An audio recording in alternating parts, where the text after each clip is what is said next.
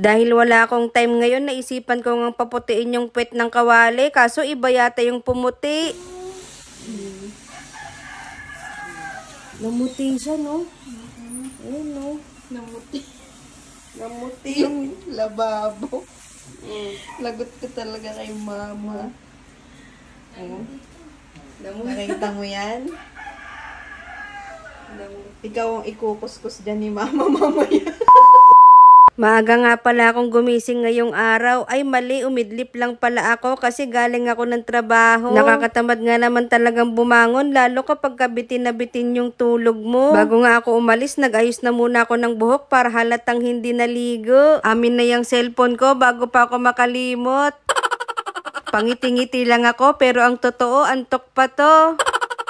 Sobrang nakakatamad talaga ngayong araw pero kailangan galaw-galaw. Magpaparehistro nga pala ako ng sasakyan ngayon dahil expired na yung registration ni Baby Ash. Siyempre kapag ka magpaparenew ka ng registration, malamang gastos na naman yan. Hindi pa nga nagiinit sa mga palad ko yung sinahod ko, madidisolve na naman. Pero okay lang yan kesa naman mapara sa kalsada at ma-impound. Nako, malaking problema. Pero hindi lang syempre nagtatapos sa renewal ng rehistro ang problema dahil may PMS pa. Mabilis nga lang pala akong natapos, share ko lang 5K plus nga pala yung nagastos. Sayang, pambili na rin sana yun ng bagong sapatos. Siyempre, pagka ganitong saktuhan lang ang sahod, learn to prioritize what's on important. Carry ko namang maglakad kahit walang sapatos at nakapaa. Pero hindi ko kayang mag-drive ng hindi naka-seatbelt. Naka-andar na nga ako bago ko maalala. Safe na nga ako sa unregistered vehicle penalty. Nagka-seatbelt violation naman. Sorry na, ang lalim kasi ng iniisip ko. Bukod sa sobrang antok na ako, gutom na rin ako, tapos sobrang traffic pa dito. Pag-uwi ko nga ng bahay, natouch ako kasi si Ninang Thea, hinanda na pala yung kakainin namin. Sarap, daing sa kasinigang, kaya sabi ko kay Ninang Thea, timpla siya ng kape yung matapang para antukin ako.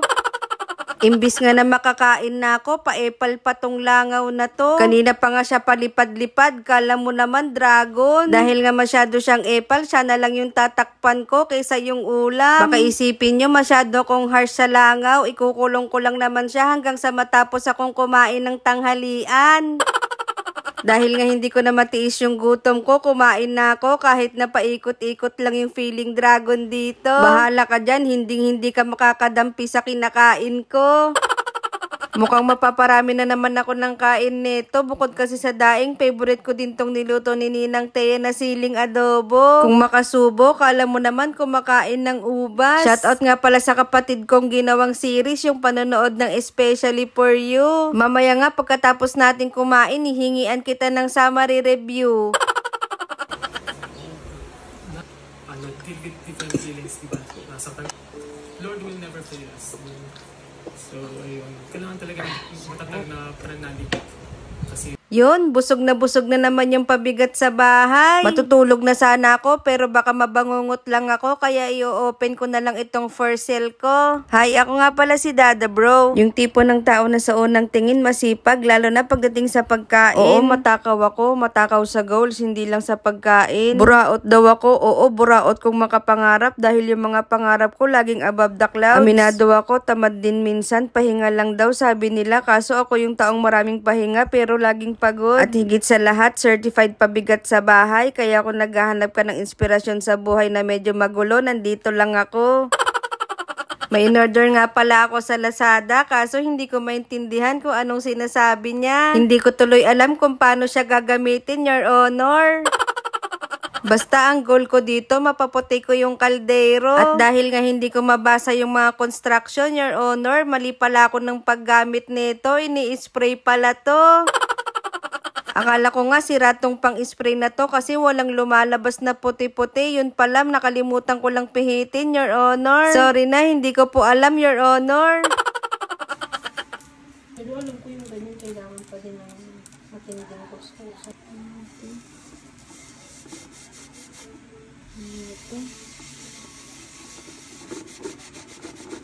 At dahil nga hindi namin maintindihan yung mga construction na nakasulat dito, buti na lang madiskarte si Ninang Thea. Ngayon lang namin na-discover, meron palang picture na translation tong iPhone na to. I-highlight mo nga lang yung word na gusto mong i-translate, tapos pindutin mo yung translate, tapos sasabihin na niya kung anong ibig sabihin. Pero tinatamad akong magbasa, basta ang alam ko lang kapag lumala, pumunta ka na sa doktor.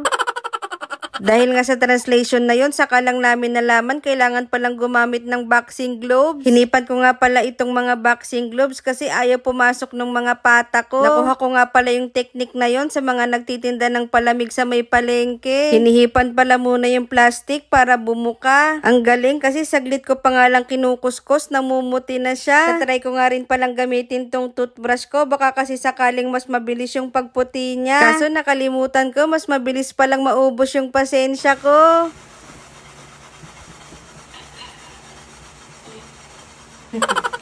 Unti-unti namang namumuti yung ibang part niya, kaso yung sa gilid, hindi. Kaya may naisip na paraan si Ninang Thea. Sabi niya, what if try mo balutan ng tissue? Baka daw kasi kaya hindi pumuputi yung gilid dahil natatapon lang daw yung ini-spray ko. Syempre, susunod naman ako kasi siya yung boss ko. Habang hinihintay nga namin na nakababad itong mother pan, isusunod naman namin itong baby pan. Binabad ko nga pala muna siya ng mga 30 minutes, saka ko siya binalikan. Gumamit nga pala ako ng bagong boxing gloves, mahirap na, baka maluto ang mga pata. Ang galing, hindi ko pa nga siya masyadong kinukuskus, medyo namuti na.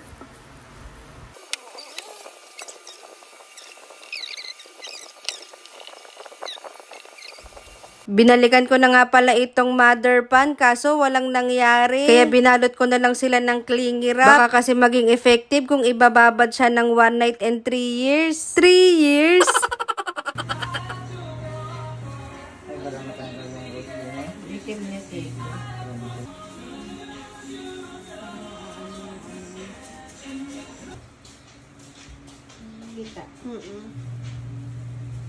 After 1 days and 4 nights, binalikan ko na nga siya. Nagpalit na nga rin pala ako ng damit kasi halatang walang ligo. Ito na nga, moment of truth. Pagkatanggal ko ng clingy wrap, sobrang dumi niya. Sumama nga yung mga dumi niya dun sa clingy wrap, tapos konting kuskus lang, tanggal agad yung libag. Ayan oo. Natanggal na. Ayan o.